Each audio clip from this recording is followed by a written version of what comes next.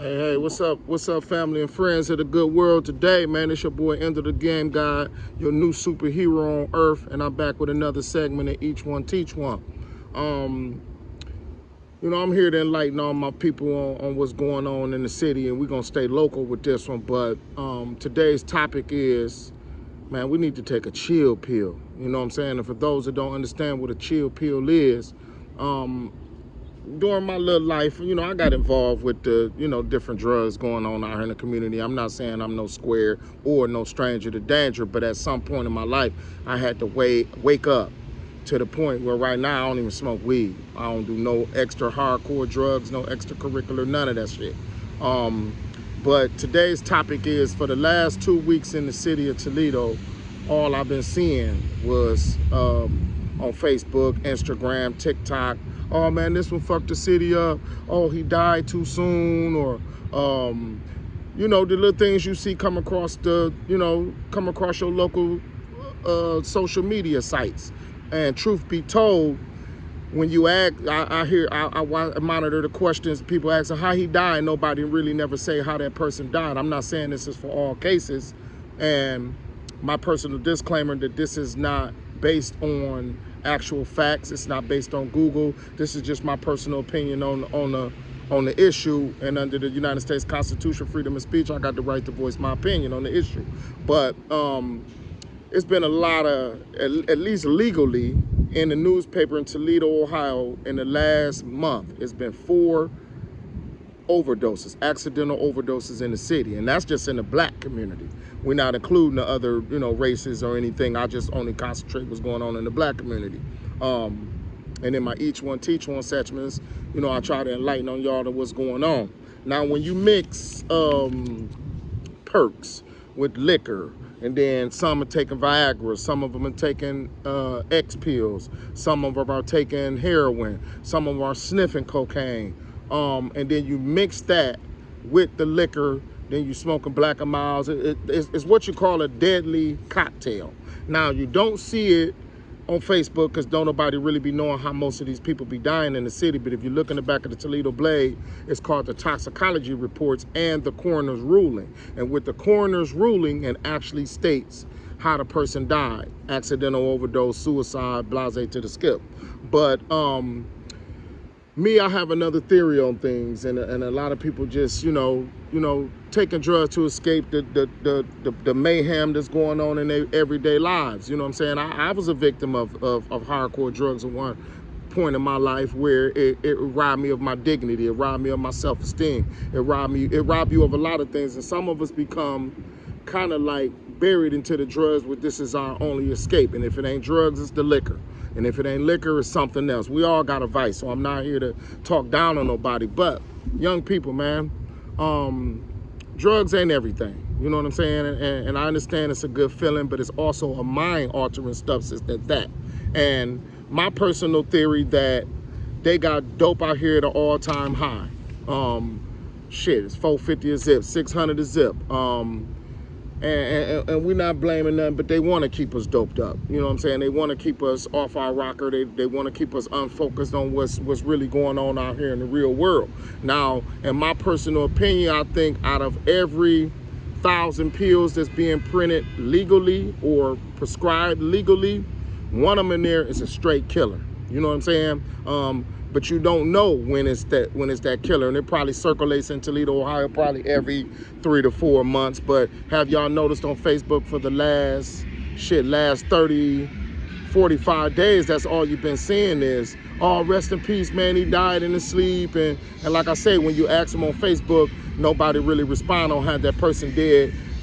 Feared of they don't want to embarrass their loved ones. They don't want to embarrass the person that's actually out here strung out on the drugs, you know what I'm saying? But actual fact, it be overdoses, you know what I'm saying?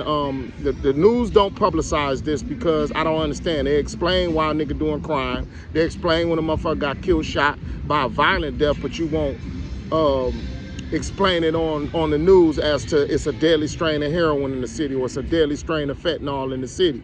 All we hear is just people just dying and nobody know what they're dying for. But like I said, I think that it's out of every 1,000 pills they got that's going through the pharmacy, one of them is a straight killer. And it probably don't, like I said, it probably don't reach Toledo, but every 90 days. But then it'll come through our city, then it'll go through Detroit, it'll go through Cleveland, it'll go through all the bigger cities, and then, but it makes its way back here. And I think we are systematically, being set up with these drugs. They got fentanyl in the cocaine. And it's not coming from the dealer. Sometimes it is. The dealer that's actually dealing it got a cheaper price on some fentanyl, so he put his little cut on this, put his cut on that, and actually sell it to people just for profit without knowing the deadly consequences behind it. Now, I could say in the last if not 3 or 4 years, I done lost at least 15, 20 niggas to overdoses, and I ain't even got to mention their names, but just on the south side alone, I done lost 6 or 7 of them. And I'm citywide, I'm all city, so, but throughout the city, it's literally been 15, 20 overdoses of niggas that we grew up with. You would have never expected this to happen, too, you know what I'm saying? And with that being said, why is this? You know what I'm saying? Why is this deadly strain coming through each town? Plaguing our black community, and nobody really taking the initiative to actually, speak up on it. But take a chill pill, fellas, man. We at that time of our lives, man, where drugs ain't the only thing that can get you high, man. You can get high off life, man, just a natural high. I know occasionally I drink on the weekends. Monday through Friday, I don't do nothing. Not even nothing at all, period. But on the weekends, man, I'm a weekend warrior, man, and I turn up, and this is what I do. But I know my legal limits, and when I was popping this, I wouldn't go to the deadly strain. These guys got popping 30s, man, 2 in one night. They popping 5 or 6 mollies in one night. And then on top of that, not knowing that it's LSD, it's it's a deadly cocktail mixed together, and then you putting the liquor on top of it, man, you ain't doing nothing but committing suicide. I can't even look at it as an overdose, because some people be aware of what they doing, but it's all time release, and at the time you ain't feeling high, you ain't feeling the effects of it, so you thinking it haven't kicked in, or you know what I mean, you just more like, ready to get on with the party, instead of actually analyzing your life that you're putting at risk by taking these drugs. But it's a combination of both. We can't blame the government for it, because it's your personal choice that if you want to use these drugs, if you want to do this, or these hardcore drugs, that you are putting your life at risk. But most people don't understand that. Like I say, I done lost 15, 20 niggas in the last 2 years, maybe 3 years, just from overdoses alone in the city of Toledo. You know what I'm saying? And it was an incident, back in my day, where one of my guys, RIP to my dude, Romy Cheese, but we end up, in my criminal days, we end up, coming up on a nice amount of dope, you know what I'm saying? And, the kilos at the end of the day. And, being young, dumb, thinking we Tony Montana sniffing the coke out here, I end up, almost killing myself, to be totally honest. This was brung me back from the dead. And my guy, Romy Cheese, he was like, we in the house. We had a little house on Campbell at the time called the Jew Joint when I was with the Joint Mob. And I was stuck in the room, headache pounding. Man, didn't know what was going on. And I was young. I was 17, 18 years old, not knowing what was going on in my life. So he kept coming up to the room. He was the only guy to check on me. Kept coming up to the room, kept coming up to the room, kept coming up to the room. And he like, man, I'm taking you to the hospital. I'm gonna have this girl take you to the hospital. A couple of days went by, I refused to go to the hospital, kept popping Tylenols, not knowing that I was falling into a stroke. And one day he took me out to Old West End Cafe, and I sat down and ate with him, face pale, eyes, vision blurry, not knowing that my body was failing itself and I was about to fall into a heart attack or a stroke or whatever you want to call it. So he convinced one of his friends, white girl from Sandusky, to take me to the hospital, accompanied by a female friend of mine. They ended up taking me to Toledo Hospital. When I get to Toledo Hospital, I'm sitting in the room, and the doctor took my vitals. My heartbeat was low. Everything about it was just, I was out of there. You know what I'm saying? But those who sniff the cocaine, they know it's called a drain.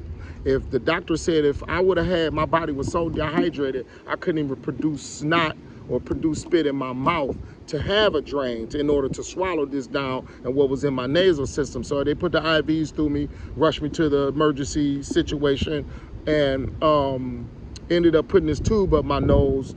It's like with the dentist put in your mouth to suck out the saliva out your mouth. They put one of those type of vacuum type of things in my nose and drain everything that was in my nose. And man, when I say it was probably a quarter ounce, 8-ball to a quarter ounce to stay shoved dry as fuck in my nasal siphon. He said if that would have drained, if I had any type of liquids in my body and that would have drained, it would have instantly bust my heart because it was pure cocaine. And that was just God saving me. It's called divine intervention. And I credit Romy Cheese, my dude Romy, for actually taking me to the hospital and saving my life. Now, minus you, my guy, you know, we always been in contact. We was from part of the first team on the south side. And I ain't meaning here to put the business out there, but the city know what's going on. A couple of years ago, he ended up dying from an overdose. And I was just so happy to see him that night that he died. And him and my guy, Auntie, we was all at the after hour, you know, at the Envy Riders, and we was sitting in there. And I see him walking up the street. He just got out doing a year. He wasn't even out 2 days, y'all. And he came up, had a hoodie on, man. It was midwinter. He gave me this big ass hug, like, "What's up, nigga? I'm happy to see you." Blase, blase, skip. And you know, those who know, you know, when you fucking with that powder, there's certain people twitch their lips, and you know, you just can't control yourself. And me being sober, being enlightened, and him saving my life, I gave him one of those Martin Luther King speeches, like, "Bro, what the fuck, man? You just got out. What the fuck are you fucking with that for?" Blase, blase, skipping. You know, at the time, he wasn't really trying to hear me. You know what I'm saying? But this was God's way of me trying to save him. And unfortunately, he listened to me. He sat there, for a couple of minutes, and he like, "Man, I'm done fucking with it, man," because I gave him the game on it, like a lot of people dying. There's a couple of his homeboys who died before he got out. And he was, you know, but, you know, you getting out, you fresh home, you want to party, and you thinking everything is safe, and this, you know, it just ain't that type of environment no more. So he ended up going to the back of the club, came back, put the G on my back, like, "My nigga, I heard you, my nigga." He said, "On everything, nigga, this is my last night fucking with it." And that last night ended up being his last night living. You know what I'm saying? I was a pallbearer at his funeral, and it was a sad, man, because he had a lot to live for. And I'm just using this story as an example because he tried to save my life. And in return, I had that conversation with him. And I'm pretty sure if he would have made it through that night, he probably would have made a significant change. So in the Each One Teach One segment, sometimes I'm going to drop some real stories. And this is just a real story because at one moment, I was strung out on the cocaine. My early 90s, early 20s.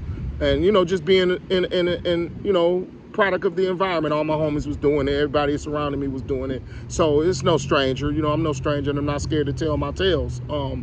But if he wouldn't have took me to the hospital, I would have died. And with that being said, me seeing him that night and then getting a call from my guy Auntie, who was with him that night, and end up, you know, he overheard the, you know, the speech that I was giving, and like, "Man, that shit laced with this, that shit laced with that. You just can't buy from anybody," and trying to enlighten him on what's going on out here in society. He left there, but already, you know, under the influence, mind-altering substance, he went somewhere else and got a deadly cocktail from somebody unknown, and unfortunately went to a hotel room and he died that day, that same night. The next morning, I get a call, 10 o'clock in the morning, from Auntie. Called me back through Messenger on Facebook, and I just so happened to didn't answer because I was asleep on some hungover drunk shit. And then the next morning, I get the news that had happened. But, you know, long story short, you know what I'm saying, life is short and life is precious, man. And a lot of you young cats out here don't understand how life is precious, and y'all just out here doing drugs just, you know, just cause, you know what I'm saying, you ain't really got that much stress or pain in your life where you have to do those hardcore drugs. But the drugs are different from back then and the drugs they got going on now. So no, I'm just breaking it down a segment, man. Y'all watch what y'all out here doing, man. If you're going to indulge, know who you're getting it from. Don't just be out here randomly, you know, getting any type of pack from anybody, man, because at the end of the day, some people don't give a fuck about your life, and you have to give a fuck about your life. That's why it's not really an overdose to me. It's a suicide, because if you know that me sniffing this deadly mixed of powder or mixing these pills together and you know what you're doing, it's basically a suicide. And this just been another segment of Each One Teach One by your boy Endo the Gang God, and y'all lay around for another episode. We're going to keep them coming.